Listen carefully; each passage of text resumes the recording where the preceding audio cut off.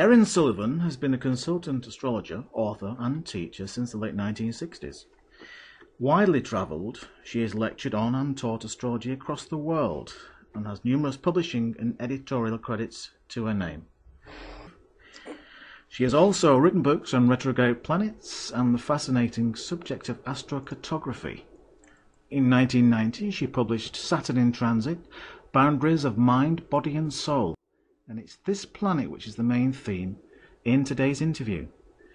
Erin, good evening. Oh, good evening, James. This is great. It's lovely to be talking to you. Yeah, it's really nice to talk to you, and I'm very excited about having a look at Raphael's Ephemeris and how in-depth it is. But I know we're going to talk about a few things before that. And why don't we just go ahead? I mean, I'm yours. Why don't you tell us a few things about yourself and what you're doing in astrology at the moment? At the moment, I have a clientele that's universal. So I have my client work, and and that's like, to me, I don't know, that is what to me astrology is, as far as one of the best ways of really supporting, helping people through their various crises, but also getting to the core of what might be a complex or an issue or a problem, or if they want to move, that's where the astrocartography relocation comes in. And it's really interesting that more people right now, I'm getting more and more requests for astrocartography and relocation right now, sort of October, the autumn of 2013. And I find that very interesting because people, maybe it's because of retirement age and so on, because it's interesting because they're very often knowledgeable about the astrology. Yeah. Most of my clients do speak the language to some degree, which I really like. So, people who are in practice consult with me as well. And but right now, my main sort of angst is writing. I love writing, obviously, from my books. And I just love words. And I always have since I was a child. And even as a child, I thought magically. And as I became more conscious and aware of, the solar system, my dad was really helpful with that because he didn't have any idea I was going to be an astrologer. That would have killed him. In fact, it did. Or killed his relationship with me. Yeah. So, I had this instinctive relationship with symbols and signs, and I was forever kind of, I guess I'd be a what's called a hermeneutic person. I interpret things. I can't look at anything without seeing what it might mean underneath. Part of that comes, I think, out of my background, where, and I, being raised in the 50s, because I was born in 1947, I saw a lot of activity and relating in the way people were in those days, and I knew that it wasn't true. I knew there was more going on under the surface. Yeah. So that was the beginning. I was 6 years old when I realized that. By the time I was 16, I'd come across something that I think all of us astrologers in my age bracket turned to, was Margaret Hone's Complete Astrology. And from that book, I taught myself how to set horoscopes. And it was like 14 steps to the sidereal time. It was mad. And so I figured out a way to do it in 4 steps, because I have a really good mind for this kind of thing. I mean, I never did get out of Math 9 in school, but by the time, they let me into a program that taught me how to type, the only positive and real thing I learned in high school. And so what this has led up to, just to cut to the chase, is that right now I am working on an article for Archive, which is the Journal for the California Institute of Integral Studies. And the article is on Marie Curie and her work, her life, her horoscope, which is astounding. And I hope it to become a book that people will be able to read and kind of skim over the astrology, like Family Dynamics. A lot of people read Family Dynamics. They know nothing about astrology, and they get the book. They get it. So the book that I hope to write from this would be, Marie Curie, and the Manhattan Project, because she leads right up into what happened not far from me in Alamogordo. Was the first test in July the 16th of 1945. And that whole Manhattan Project is really fascinating. All of the horoscopes of the events and the people involved are directly linked to her. And it's absolutely gripping. How to present this is becoming a bit of a problem, because I'm writing for an academic journal, and I am a storyteller. So I'm a magical and critical thinker, and that's like one of my topics that I like to speak on. And we'll be doing so at the next ESAR conference in September of 2014. And also, I'm in the middle of reprinting 2 of my books, which thankfully are, I know it sounds awful, going out of print. One is out of print, and that's the Venus&Jupiter, Bridging the Ideal and the Real. And the next one will be my book on astrocartography and relocation, which is already been dropped in price. And by the time I get it printed, it's going to be absolutely purchasable, because £40 in the United States is, a lot. $40 is a lot of money for a book. So I'm looking forward to doing those kinds of things. So I'm kind of, really looking at time and money, money being primary to do this. Yeah, so basically that's what I'm up to. Right, great. How do other people react normally, when they find out you're an astrologer? Do they... That's changed a lot. It's really changed. No, it's really changed. It's very positive. Because I started so soon and I was practicing in 73, which a lot of my equal colleagues were as well. Yeah. Like Rob Hand wrote a book in 1976. It's just in those early days he was working on books. And so in those days, if I went, say, to an unknown group or a party or something like that, I wouldn't tell people I was an astrologer. I wouldn't tell them, because it's one of the fastest ways to clear a room or have people turn away and start wanting to chat with other people. Yeah. And that was then, and that went on for a long time, and I had a real identity crisis about, my work.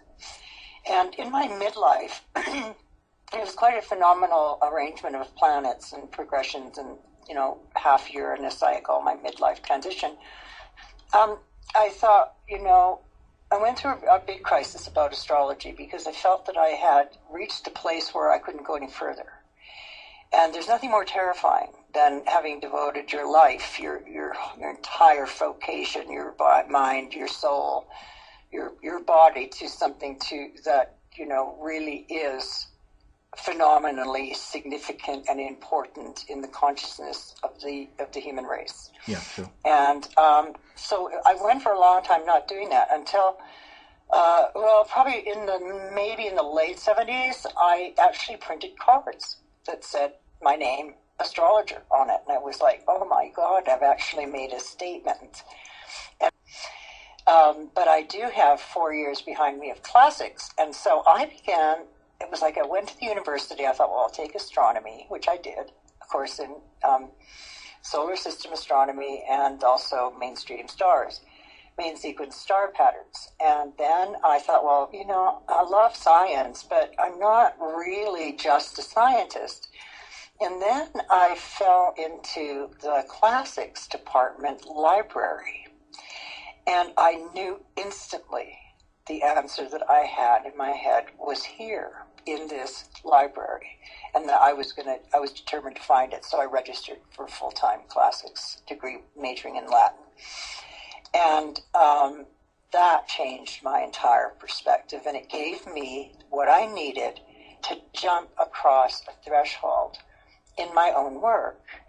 And, everything I do learn or read is always got an astrological backdrop.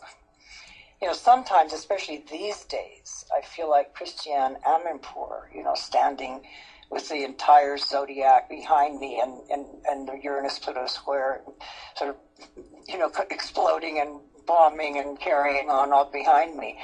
And, but in those days, hey, it was the highlight. I mean, the 80s was the great decade for astrology, and in the 90s was a very intelligent decade for astrology.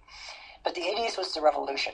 We really had to fight society. We had to fight as a unit. And I did not have any problem at that stage telling people, after 20 years of studying, that I was an astrologer, that I talked to people about themselves, their souls, their relationship with the world, using the solar system as a model. And people were interested. They were interested. Yeah. They weren't weirded out. And so it has been to me, because the times have changed, and I was afraid to tell people, and I wasn't the only one, but I am a vocated astrologer, and that's my main work. But everything else, like classics and Jungian analysis studies, my work with the cosmology, are all woven into my work. And so when I find out that, because I'm my entire livelihood and work is invested and centered in the world of astrology, I've found it to be the best way of working with the human psyche and life and its complexes, as well as the global condition and how we as individuals actually individuate or, become part of the collective and can really advance ourselves. So astrology sort of like now fascinates people. I mean, my neighbors go, "Oh, you're an astrologer. What a gift." And I'm going, "Really? I wouldn't have told you this 25 years ago." And the subject, itself, which is preferable to me, about their own astrology, they often ask. A friend asked me in pottery, I do, my case is pottery also for a living. Yeah. Asked me, "Why have all my pots cracked this year?" And she's a really good potter. And I said, I have to be really frank, and this isn't a solicitation, but I can't tell you that unless I look at your actual natal horoscope so that I can see why you might be going through a period of discouragement, in your work.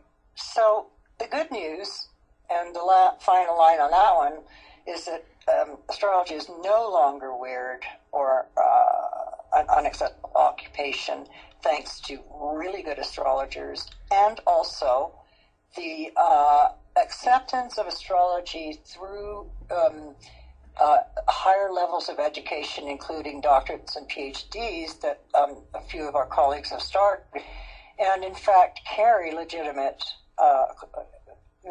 theses in astrology. So we can thank a lot of people of my age for that, and 45-year-old people are sort of really pleased that they have something that they can actually follow, and it's wonderful to be, appreciated and respected for that. Yeah. I mean, what would you say, how would you answer the question? I mean, it's been thrown my way by various skeptics. I mean, everyone wants to know how it works. If astrology works, they say, well, how does it work?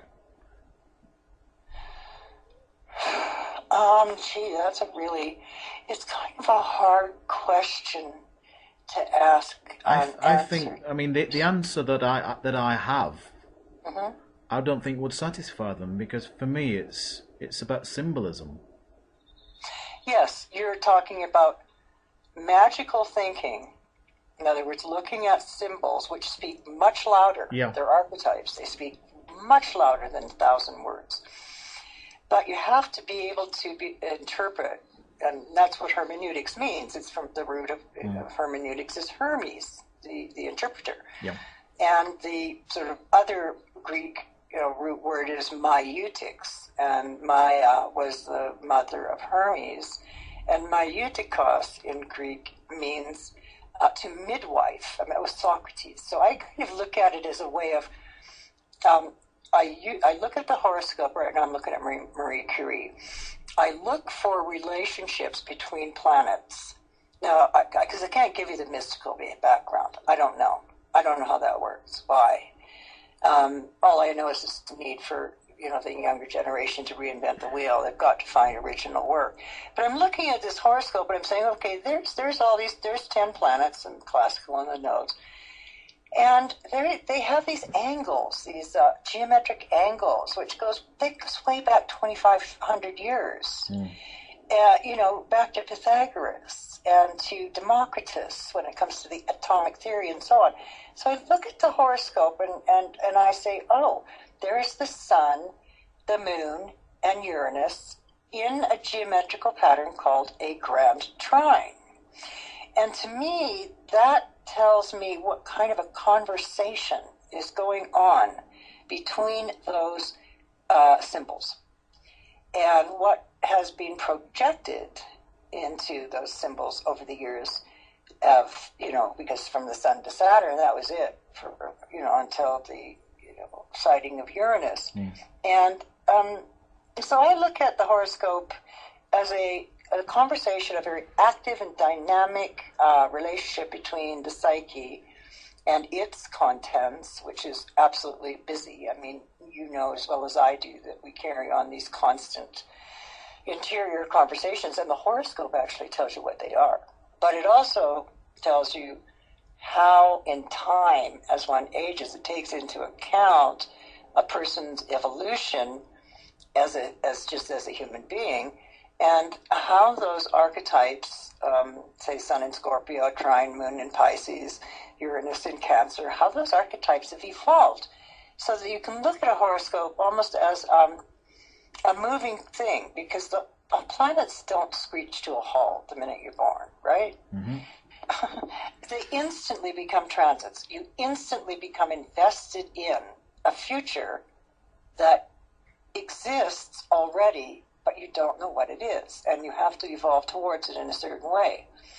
And and for example, in Marie Curie, her sun which is her sort of hearth fire, because the sun in Latin is focused, and the whole solar system is focused on the sun. It's our solar plexus. There's a lot of imagery around the sun and solarism. And, and it actually, demarcates the days. And so when I look at the moon, I'm looking at the first 27 days of that person's life and what were the embedded, absolute, pre-verbal imagery, patterns, responses to Uranus is a new planet. It's in a trine to her sun, moon, so there's inventiveness and, a kind of foresight with Uranus as an archetype. And so each of the planets has its own, it's sort of, I tell people and insist in my classes and in my studies and my writing is that planets don't make you do anything. Yeah. It just isn't like that. That's really bad. Bad astrology. I look at my transits and I start freaking out about, it's going to make something happen. And I go, hang about, that's not what you teach. That's the old view, isn't it? It's that's very much the old view. And it actually works. But I love the law of astrology. I love the fact that it's so elegant, the solar system. And honestly, this sounds really hubristic, but I actually broke the code of 2,500 years of mystery around retrogrades with that book. I mean, that was my gift to astrology. Yeah. And I plagued everybody, in London, because I was living in St. John's Wood at the time. Every one of my astrology friends had to go through all of this with me. And I was obsessed. I wrote the book in 6 months, and I wrote it with an ephemeris. I used an ephemeris. I was flipping back and forth. I was writing notes. I was figuring out the cycles. And so as far as I'm concerned, astrology is, it really is a representation of the elegance of the solar system and how it can actually present really awkward relationships and complexes and conversations. And we're in one of those right now. Yeah. Right. Well, you just mentioned the ephemeris. I mean, yes. How important is it given the presence of computer programs everywhere, how important is it to be able to use an ephemeris? Absolutely necessary. Yeah? Absolutely. And I'll tell you why. Because I once had an experience in '68. I went to the Theosophical Society in Manly. Palmer Hall was giving a speech. And he's a very interesting metaphysician from the old days. And this speech he went into astrology a bit. And somebody put up their hand and said, well, what are retrograde planets? What does that R mean in the ephemeris? Because none of us had computers. We all had different kinds. A few. There was like 2 or 3 ephemerides. And what I did was I put up my hand and I said, yes, I would really like to know about that as well. And he said, it doesn't mean anything.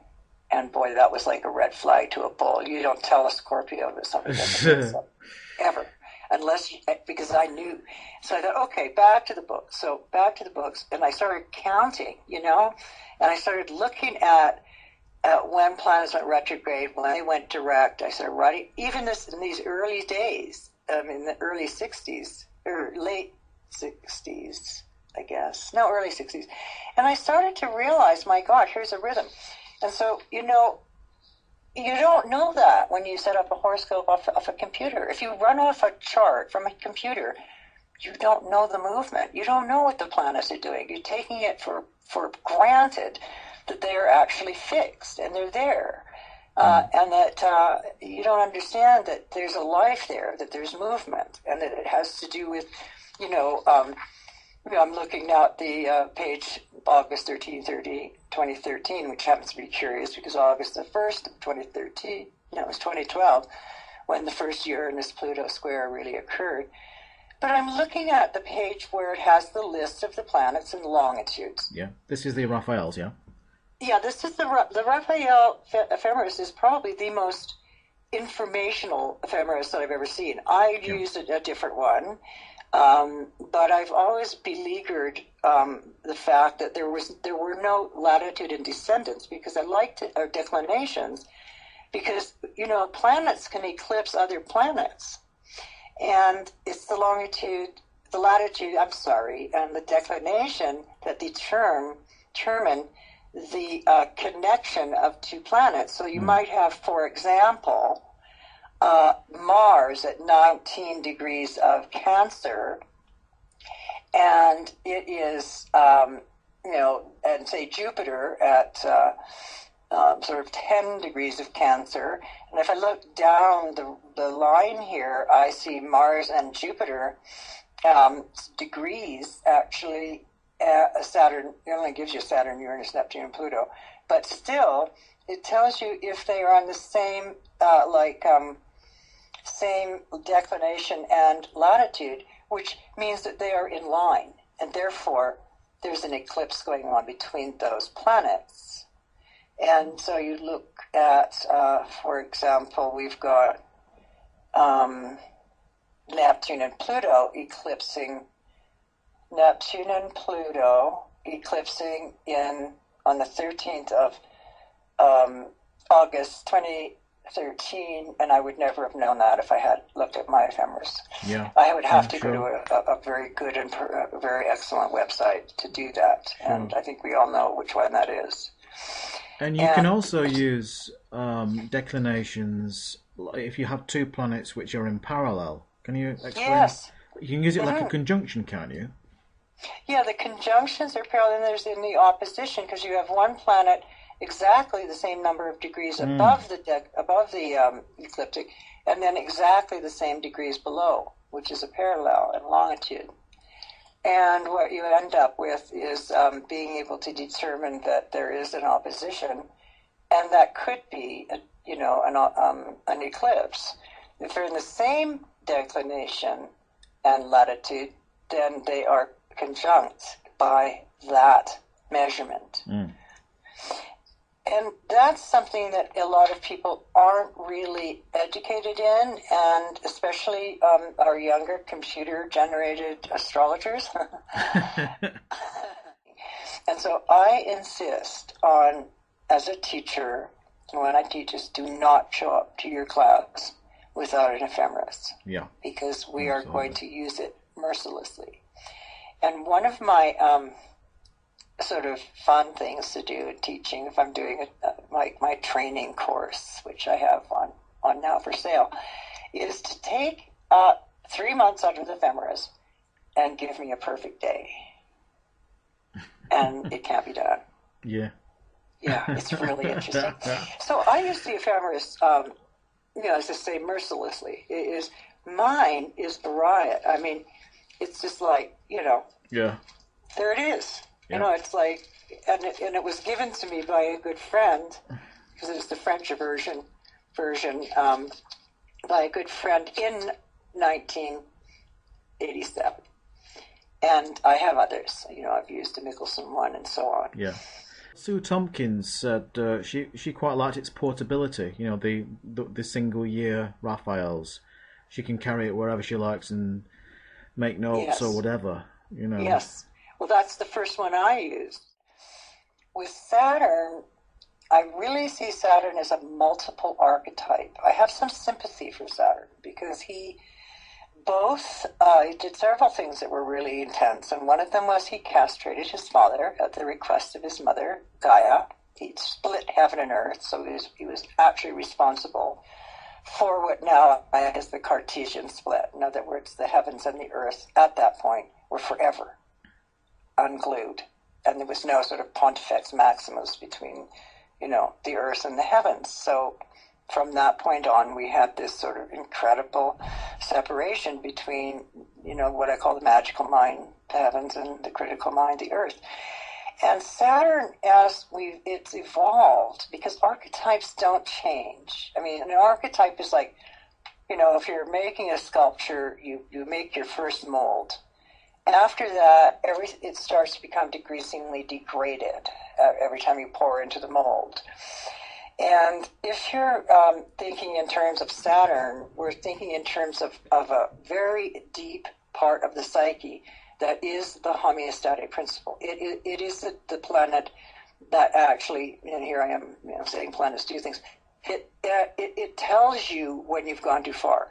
It tells you how to keep your body together. Saturn has to do, it rules the structure of the body, the bones, it rules the skin as a function. So it actually rules both the inner structure and the outer structure of everything. Okay, because that's, we are embodied, we are incarnate, we're in the flesh. Yeah, and exactly. So the function of Saturn as an archetype, as a Titan, was really unpleasant because he ate his own children for fear of being taken over. There was a huge war in which he was, played a great role in, was sort of sent off to Hades and then given a special place in it. And so that gives him that archetype. He becomes both a mother by gestating his own children, a kind of surrogate mother, but he's also the destroyer of the marriage of heaven and earth. And so I almost feel that the planet Saturn has to do with us being able to find a place of stability, to undergo a major step out of our historical past. In other words, if I'm having Saturn going over my Mercury, then I have yet to face again, after 29 years, again I have to face another high-level questioning of my historical way of thinking. And I have to break through to that other side. And so it's very important to recognize that Saturn is both the jailer, but also the deliverer of creative issue. I wanted also to talk about the Saturn cycle in general. How you've got the it goes sort of 14, 28, and then you get the Saturn return, but it can be broken down, can't it, into the square and the opposition, and then the next square. Well, isn't that the structuring of our natural lives? Even if we didn't know that Saturn existed, we still know that at 6.5 to 7.5 is first departure from home. And it's when we go out into the world and see other people's ways of living, and we begin to regard our own life either in a very positive way or in a way which realizes, my God, they have a much better home than I do. They also have to deal with authority that's external to the parental matrix, the family matrix, in a way which is highly formative at the age of 7.5, so that, they're away from home. They have to be very brave, they have to be very strong. And then by the time Saturn moves along to what I call the midlife of adolescence, that's when authority starts to become really important, because what happens is an adolescent is got his own or her own, sense at this stage of authority and how it is internalized and what they think is what authority should be. Yeah. And there is the rub, because they are constantly facing their opposition. In other words, is the conversation, if you will, is a direct conversation between the old Saturn, in other words, birth structure, and domestic home life structure, creative structure. Suddenly they have to face their development and their structural world. And generally it's, it brings out the dark side in kids. I know that because I have a very sunny, beautiful, amazing granddaughter. I have several grandkids. And she says, I do have my dark side, And I said, so of course you do, but how does yours work? And she's just 14, so she's coming into that. So she told me about that. And, and then when we get into 21, with this first Saturn, the second Saturn square, but in a formative one towards a conjunction at 29, people at that age, 21, 22, some of them are in university, some of them are not. But they come into a critical phase where they think they know everything, but they don't.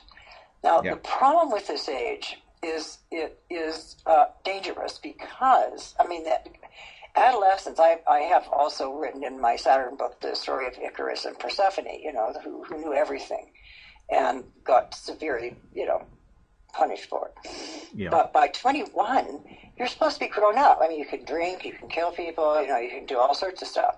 But you aren't really mature until you hit the 29. I've heard the 21 supposed milestone described as the illusion of maturity. That's it. Not only the illusion of the 21-year-old, but of others, and they expect from them that doesn't exist yet in their psyches. Yeah, sure. Which is why drug taking from the age of 16 to 25 is absolutely. I'm not against sort of weed or whatever, but I am against the destruction of the neuronal. It is the most active time in the brain of developing, the prefrontal cortex, the capacity for decision making. Teenagers don't have that. It's like Icarus said. His father said, "Don't fly too close to the sun, or these wax wings will melt." And he says, "Oh, they'll be fine." The next thing you know, he's plunging into the Aegean Sea. Persephone's mom tells her, "Don't go, at recess and wander off by yourself. Stay with your friends." She wanders off by herself, and what do you know? Up comes Hades, and down she goes. Yep. And the mother is freaking out. She should, as I would. Okay, so adolescence is this, I'm going to fight the system. I know what I'm doing. 21 is, I sort of know what I'm doing, and I am an adult because I am allowed to do all these things. However, I really can't, and that it takes around 25, about 25-ish to, consolidate. It's the threshold toward adulthood, but we are not really adults until 28 to 29. I was just going to say, you only realise that when you get there. And you look back at 21 and you think, no, I wasn't grown up at all, really. Yeah. Life-making decisions at that point are very, very important. The 29-year-old threshold is very significant because it does have to do with the crossover from being a child of a mother and father to being a person with a family.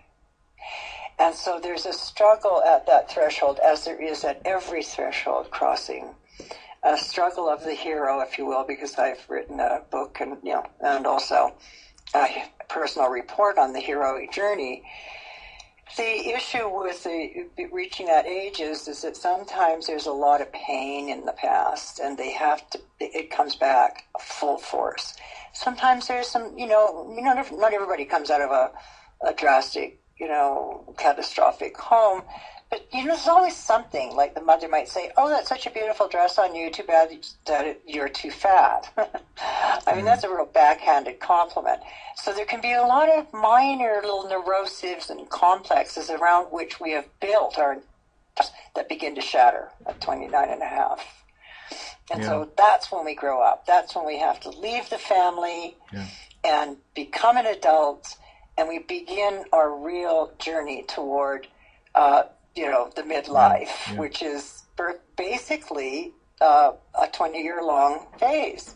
It's not just a big sort of 2 or 3 year crisis. And it isn't a crisis. I mean, you kind of discover what if there is some awful loss at the time. It's something that you need to let go of, because you it's crystallization, isn't it? Things come together and you find out what's really working in your life, and also what isn't working. Yeah. Yes, that's very true. The numbers of people, for instance, who have divorces is very high at 29. Yeah. The numbers of people, I come out of the world where I did light shows for the major bands of the UK and United States. A lot of people died, at 18, but there's 18, 19, but the majority of deaths that occur are around 29. Mm. It's really interesting. Mm. It's as if you couldn't cross the threshold. Yeah. And it could be a car accident. There's many ways, but there isn't a statistic, and I can't quote it right now, but that's the critical aspect, is that there are an unusual number of deaths at 28 to 29. I mean, especially sort of movie stars and so on. You'll notice it. Yeah. Still with Saturn, what's the best way of handling a Saturn transit? What should we be looking for? I mean, when we look inside ourselves, should we be slowing down, taking stock, and just sort of watching and waiting, as it were? Yes, because absolutely, we have to respect the origins of the symbol. And the origins of the symbol are this whole business of eating our own creativity and then giving birth to it, and reconstructing the world. It's also a symbol of its very significant time of let's say choice repression, where you look at where you are and how you may need absolutely to jump the threshold in order to mature more, change your attitude, how you have structured your entire life, which is why the heroic journey is such a good model, because it actually times in your personal chart Saturn going over the angles and through the houses, which, actually chronology is really important in our lives. What happened at critical ages is going to happen again 29 years ago, only with a different context. Mm. So it's a Saturnian situation of people standing in authority who may not actually be authentic, because the word authority is to do with authenticity, authorship, our authority figures and so on. So we have to find our authenticity, real authenticity, while we get a Saturn transit. And it lasts for quite a long time, the outcome. So we want to make sure that we really do it well. Yeah. Anyway, we're out of time. It's been absolutely fascinating. And I would just like to say thank you very much indeed, Erin Sullivan. Is there anything that you want to add at the end here? I would say that it is the Pontifex Maximus, And that is the word that's given to the Pope, which is absolutely and utterly ridiculous. The Great Bridge. It's the Great Bridge, and astrology is the bridge between heaven and earth. And that is what, to me, is the most significant part, is how are we, earthlings, connected to our cosmic reflections. So it is the bridge, the Pontifex Maximus. Yeah. Yeah, sure. Absolutely. It's been really nice to talk to you, and thank you. And I think the Raphael Ephemeris has a lot more happening. It's got all the lunar aspects to the planets.